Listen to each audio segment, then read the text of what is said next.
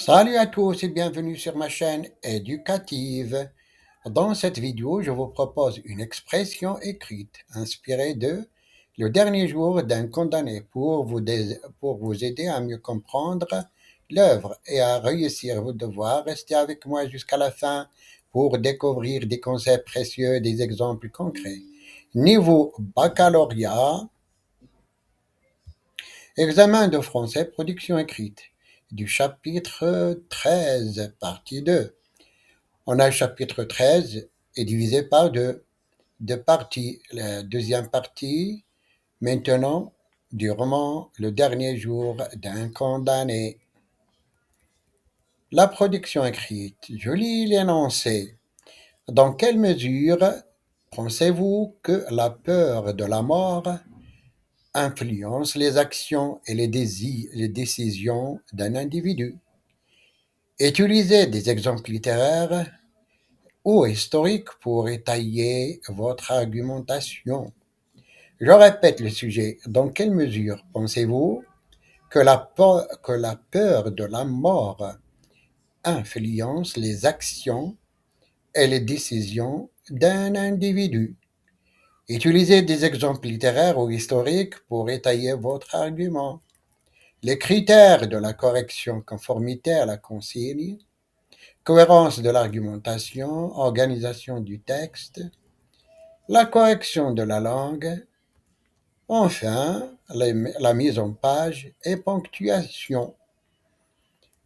Passons maintenant à la correction de la production écrite possible. La mort, terme inévitable de toute vie humaine, suscite une angoisse universelle. Cette crainte joue-t-elle un rôle déterminant dans nos choix et nos comportements?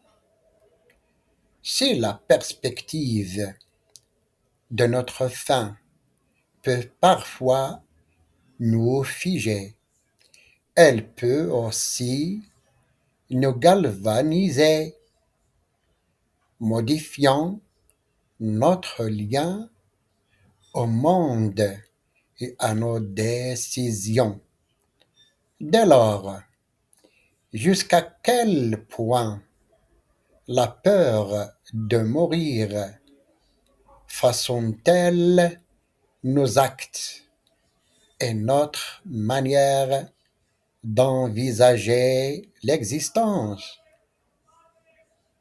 Tout d'abord, cette peur peut nourrir le désir de laisser une empreinte durable face à notre finitude.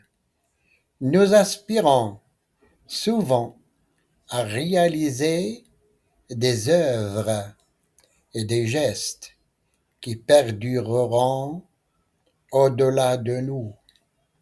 Les artisans, les artistes, par exemple, s'efforcent de défier l'oubli à travers leur création. Ainsi, Ahmed Sfraoui, avec la boîte à merveilles, reste vivant dans les mémoires et les études. Son nom résonnant bien après sa disparition. De la même manière, les constructeurs des pyramides d'Égypte ont, ont érigé ces monuments pour triompher du temps et inscrire leur présence dans l'éternité. Par ailleurs, la peur de la mort peut engendrer une quête de sens et de principe. Confrontés à l'absurde de notre condition, certains se réfugient dans la spiritualité, la réflexion philosophique ou l'engagement collectif pour donner une direction à leur vie.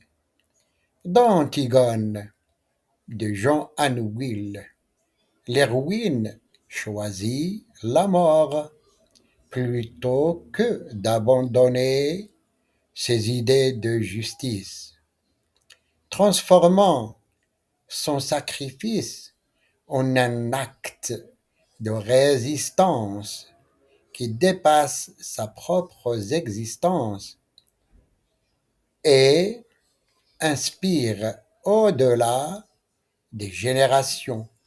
Enfin, cette même peur peut pousser à savourer pleinement l'instant présent, consciente de la précarité de la vie. Certaines personnes décident de saisir chaque opportunité d'explorer le monde, d'aimer sans retenue. Cette prise de conscience transparaît dans le dernier jour d'un condamné de Victor Hugo face à une exécution imminente. Le narrateur mesure soudain la valeur infinie de chaque seconde et déplore de ne pas avoir assez vécu. En somme, la peur de la mort agit comme une force ambivalente, orientant nos vies de diverses manières. Elle nous incite à chercher une forme d'éternité à travers nos réalisations, à ancrer notre existence dans des valeurs profondes ou à embrasser pleinement le présent.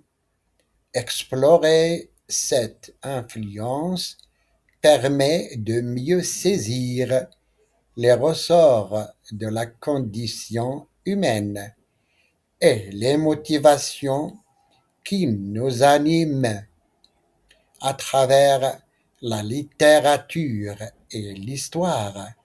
Cette tension entre crainte de la fin et quête de sens se révèle dans toute sa richesse et sa complexité. C'est fini, j'espère que vous avez désormais une meilleure compréhension de cette œuvre et des outils pour réussir vos devoirs et examens. Si cette vidéo vous a aidé, n'hésitez pas à laisser un like, à vous abonner et à activer la cloche pour ne pas manquer les prochaines vidéos sur la littérature et l'analyse de textes.